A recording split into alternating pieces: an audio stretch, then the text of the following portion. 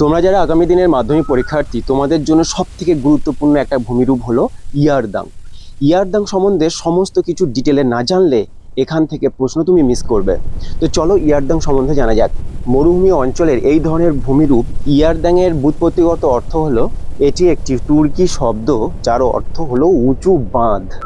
এই বিস্তীর্ণ মরুভূমি অঞ্চলের বায়ু প্রবাহের গতিপথের কঠিন এবং কোমল শিলা পাশাপাশি যদি এরকম উলম্বভাবে অবস্থান করে, বায়ু প্রবাহের অবঘর্ষ ক্ষয়কার্যের ফলে এই কঠিন শিলাগুলো কম ক্ষয় হবে, কিন্তু পাশে উলম্বভাবে অবস্থিত যে কোমল শিলা বা নরম শিলা আছে সেগুলোকে দ্রুত ক্ষয় করবে। ফলে এই কঠিন শিলাগুলি উঁচু হয়ে বাঁধের মতো অবস্থান করবে বা প্রাচীরের মতো অবস্থান করবে। এটা যদি দীর্ঘ লাইন ধরে যদি এরকম অবস্থান করে, এই ধরনের ভূমিরূপকে বলা হয় ইয়ারদাং।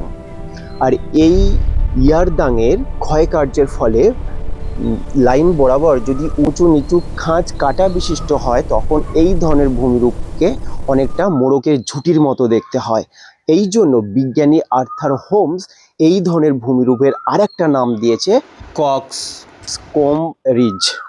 আর এই দীর্ঘ আল বা প্রাচীর বিশিষ্ট এই ভূমিরূপের দীর্ঘদিন ধরে যদি ক্ষয়কার্য চলতে থাকে, তাহলে শীর্ষ দেশটি ক্রমশ ছুচালো হয়ে যায়। এই ধরনের ভূমিরূপকে বলা হয় নিডল।